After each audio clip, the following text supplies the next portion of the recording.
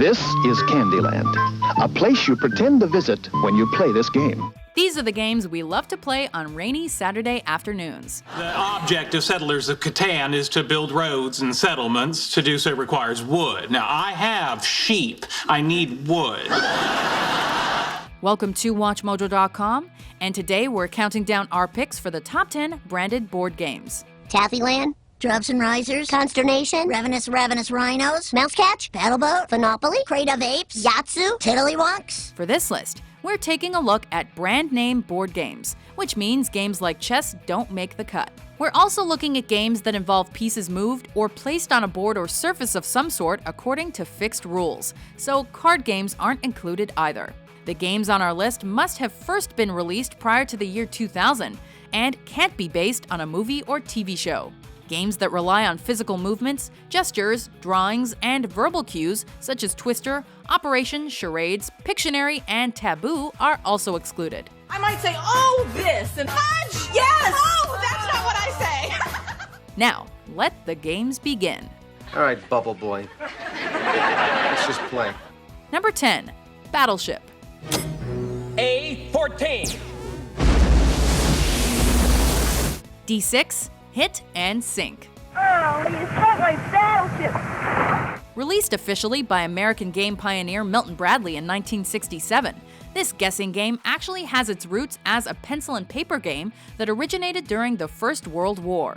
Played on 4 grids, 2 to a player, Battleship has each player secretly positioning their ships in a location on the primary grid and leaving it to the other player to call out random grid positions in an effort to sink the other's ships. Delta 9, hit. This game has been so popular that India, Russia, and Japan all have versions of the game. And it was even the inspiration for the same titled sci-fi 2012 movie. India 3-7. India, 3-7, loaded. Fire!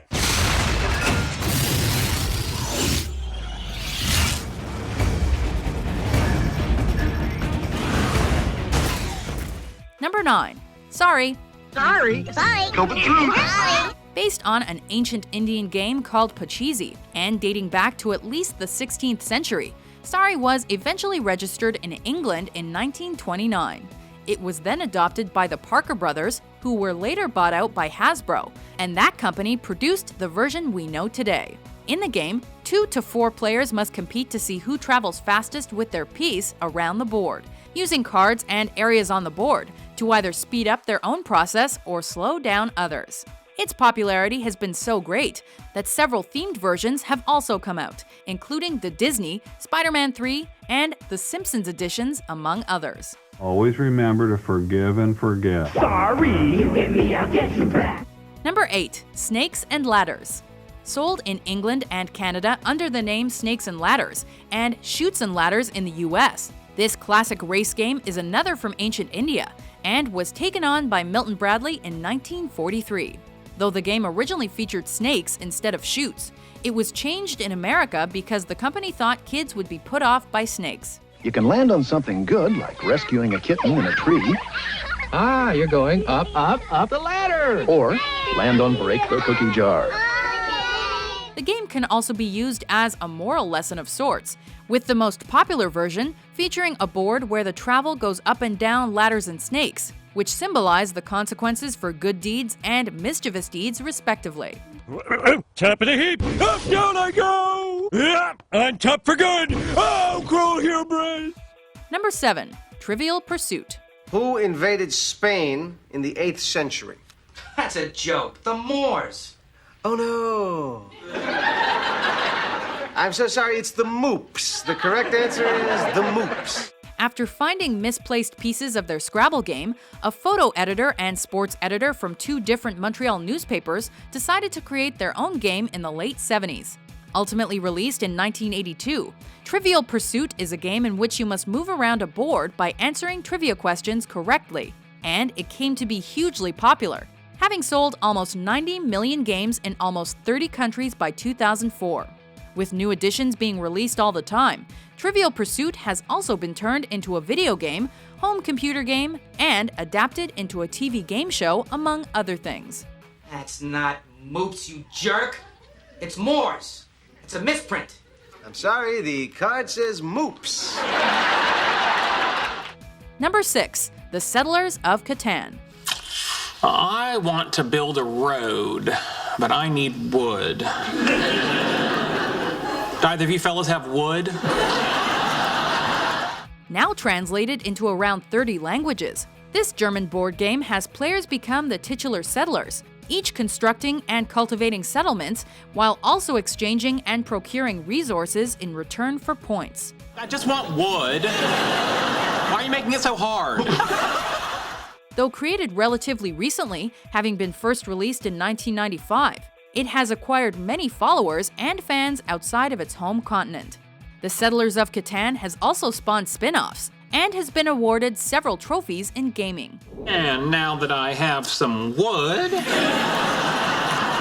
I'm going to begin the erection of my settlement. Number 5. The Game of Life. I made $50,000 in the stock market today. I had twins. I went to the poor farm. I'm on Millionaire Acres. That's life. This was Milton Bradley's very first game, created in 1860 and originally called the Checkered Game of Life. Since then, it has abandoned its initial strong moral message and has become a simulation of a person's journey through life. Find a job. I'm a doctor. Have money, maybe. Get married. Have a baby. I got twins. Including major life events like going to school, finding a job, getting married, and more. Life also has its players dealing with insurance, stocks, and even midlife crises. The game later inspired a book featuring practical advice on life, and has even become a part of the collection of the National Museum of American History. I inherited a skunk farm. Be a winner at the game of life. I'm a millionaire. Be a winner at the game of life. From Milton Bradley. Number 4. Clue. Always dead he is. It's a classic game of Clue. Who done it, where they done it, and with which weapon they done it with. Was it Mrs. White in the library with the rope? Mr. Green did it in the study with a knife. Created by an English musician in Birmingham as a new game to play during air raids, it took off as a murder mystery game, where up to 6 players must take on the roles of the suspects and deduce who killed the game's victim, in what room, and with what weapon. Moving around the board and collecting clues, the first person to deduce the right answer wins. Originally called Cluedo, Hasbro has since bought the rights to the game, which has produced more games, books, and even a 1985 movie. Somebody switch off the lights. Number 3. Scrabble. Phoebes, I don't think scrunchy is a word. Why not? If crunchy is a word, why isn't scrunchy? Well, okay, then I'm using that same argument for fligament. Very few board games have become international, sold over 150 million copies, and inspired TV game shows and multiple documentaries. Most women prefer men with a fat one. I think that S is a stopper, so let's try paycheck. That's exactly right, it is paycheck. However, Scrabble is one such game. Created in 1938 by an American architect, this mentally challenging game sees players using tiles with letters on them to create words either left to right, horizontally, or downward vertically on a board with a grid. Initially rejected by companies like Parker Brothers and Milton Bradley, Scrabble has since been inducted into the National Toy Hall of Fame, and there are currently tournaments where the world's best players compete against each other. Shack-tastic, 29 points. How did you get so many cues? Don't worry about it. Number 2. Risk. Risk. Risk. In 1957, French film director Albert Lamorisse created a board game he called La Conquête du Monde. Recognizing gold when they saw it, Parker Brothers bought the rights to the game and released it 2 years later as Risk, the Game of Global Domination. I can't think, there's all this noise. Or is it because I've built a stronghold around Greenland? I've driven you out of Western Europe, and I've left you teetering on the brink of complete annihilation. In the strategy board game, players must try to occupy every territory of the world as shown on the board's map, which they can do by capturing territory from other players. Hasbro has since created versions based on film and television, including Transformers, Star Wars, and Lord of the Rings-themed Risks.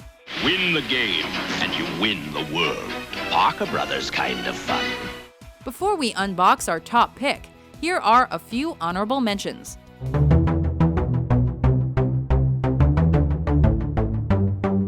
for it, red. Go for it, black. Go for it. Get off my back. Get it for Follow the path through Candyland. You'll discover the gingerbread plum tree, a rainbow pass, and Gumdrop Mountain. This is Stratego. Not a place, not a time, but a battle of wit and skill and strategy. Number 1. Monopoly. Community chest. Nah. Ah, I've won second prize in a beauty contest. Yes, no matter the version, we've all played this game. With a history going back to as early as 1903, the version of Monopoly closer to what we know today was published by Parker Brothers about 3 decades later.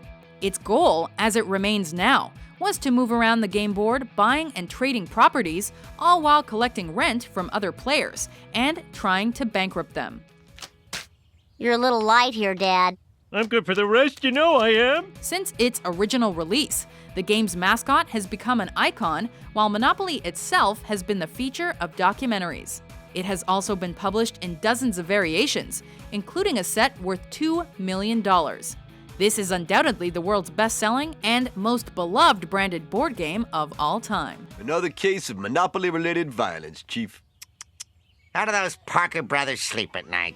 Do you agree with our list? Which branded board game do you have sitting in your living room? The Ukraine is weak. It's feeble. For more entertaining top 10s published every day, be sure to subscribe to WatchMojo.com. Ukraine is came to you. How about I take your little bonus from that?